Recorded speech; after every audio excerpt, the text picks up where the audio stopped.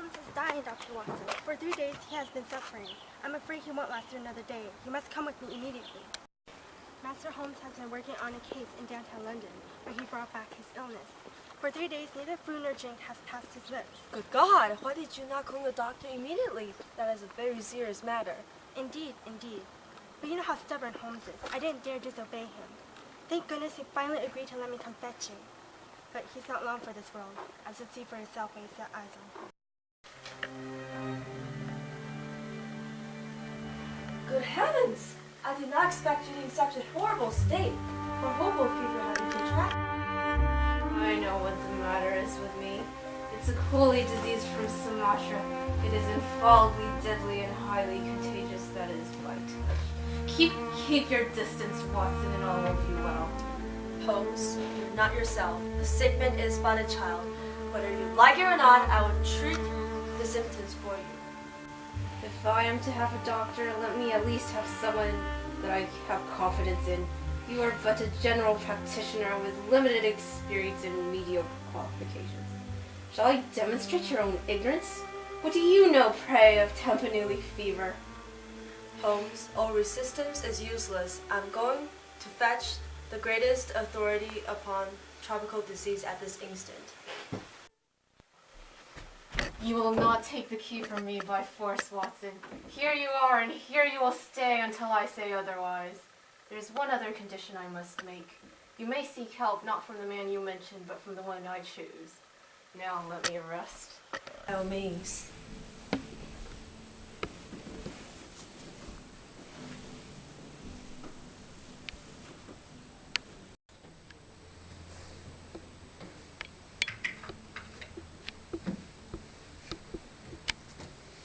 Put that down, Watson, this instant I say. You know that I hate to have my things touched. You fidget me beyond endurance. Sit down, man, and let me have my rest. It may surprise you that the man upon earth who is best versed in this disease is Mr. Culverton Smith, a resident of Sumatra, who is now visiting London. An outbreak of the disease upon his plantation caused him to study it himself with some rather far-fetching consequences. You will convey to him the impression that is in your own mind. A dying man. My life depends upon it. Plead with him, Watson. His nephew. I had suspicions of foul play and allowed him to see it. The boy died horribly. He has a grudge against me. Beg him, pray him.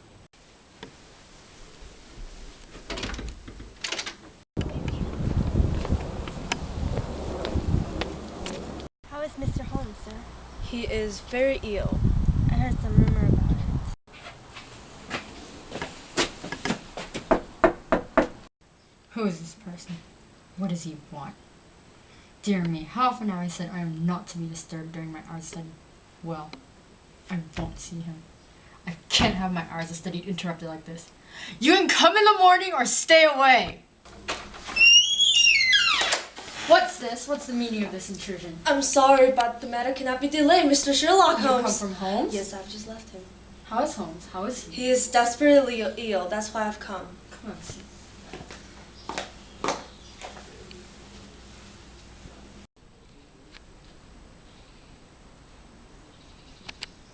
I'm very sorry to hear this. I only know Mr. Holmes through some business dealings that we have, but I have every respect for his talents and his character. Mr. Holmes is an amateur of crime as I am of disease. Why should he think that I would help him in his troubles, though? It was on the account of your special knowledges on Eastern diseases that Mr. Sherlock Holmes desired to see you. He has a high opinion of you and thought that you're the only man in London who could help him. But why should he think that the disease that he has contracted is Eastern? Because in some professional inquiry, he has been working among Chinese sailors down the docks. Oh, that's it, is it? I trust that the matter is not as grave as you suppose. How long has he been ill? About 3 days. This sounds serious. I will be there at once. I've another appointment. Very good. I'll go alone. I have a note of Mr. Holmes' appointment. You can count on my being there within half an hour.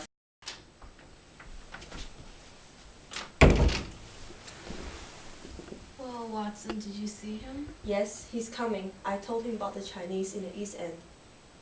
Perfect. Well, Watson, you've done all that a good friend could. You may now disappear from the scene. But I must wait and hear his opinion, Holmes.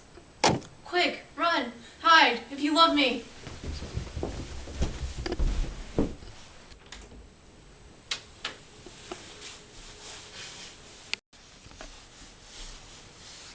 Holmes. Holmes. Do you hear me, Holmes?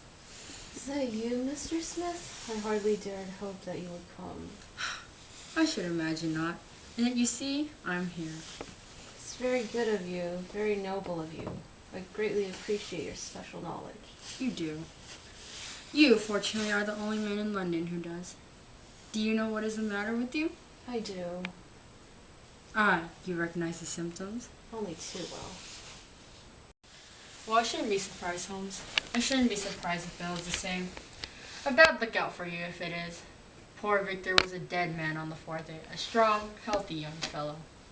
Certainly, as you said, very surprising that he contracted an Asiatic disease in the heart of London, a disease of which that I had made a very special study. It was very smart of you to notice, but uncharitable to suggest that it was cause and effect. I know that you didn't. Oh, you did you? Well, you couldn't prove it anyhow.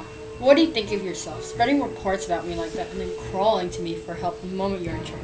What sort of a game is that, eh? Give me water. You're precious near the end, my friend. But I won't let you go till I've had a word with you. That is why I give you water. Don't slop it about. That's right. Can you understand me, Holmes? Do what you can for me.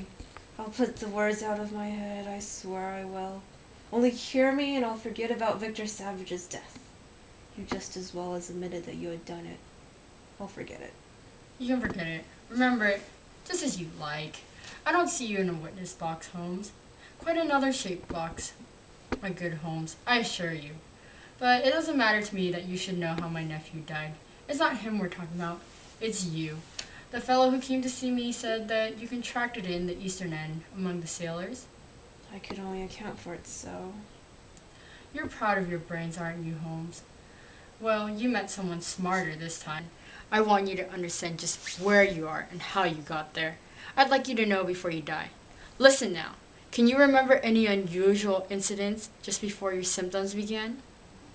Yes. Do you remember anything by post? A box? An ivory box? It came on Wednesday. You opened it. Do you remember? I opened it. There was a spring. Some joke. It was no joke, as you will find to your cost. You fool. You would have it, and you have got it. Who asked you to cross my path? If you had left me alone, I would not have had to hurt you. The spring, it drew blood. This box. The very one, by George. It may as well leave them in my pocket. There goes your last shred of evidence. You knew too much of the fate of Victor Savage, Holmes, so I have sent you to share it. Now I will sit here and I will watch you die. What is it? Turn on the light? Ah, the shadows do fall, do they? Yes, I will turn on the light, so that I may see you better. Is there any other little service that I may do for you, my friend? A match and a cigarette. What's the meaning of this? The best way of successfully acting a part is to be it. I give you my word that for 3 days I have tasted neither food nor drink until you gave me that glass of water. Ah, much better. Hello, do I hear the step of a friend? I arrest you on the charge of the murder of one Victor Savage. Inspector, Mr. Culverton Smith was good enough to give our signal by turning on the light. Oh, by the way, the prisoner has a small box in the left-hand pocket of his coat, which you may as well remove. I would handle it gingerly if I were you. It may play its part in the trial. Stand still, you'll only get yourself hurt. A nice trap. He asked me to come and cure him. I was sorry for him and I came. Now he will pretend, no doubt, that I've said anything which he may invent to corroborate his insane suspicions. totally forgotten him. My dear Watson, I owe you 1,000 apologies. It was essential that Mrs. Hudson should realize the reality of my condition, since she was to convey it to you, and you in turn to him. You aren't offended, are you, Watson? You do realize that if I shared my secret with you, you would never have been able to impress Smith upon the urgent necessity of his presence, which was the vital point of the whole scheme. Knowing his vindictive nature, I was certain that he would come to look upon his handiwork.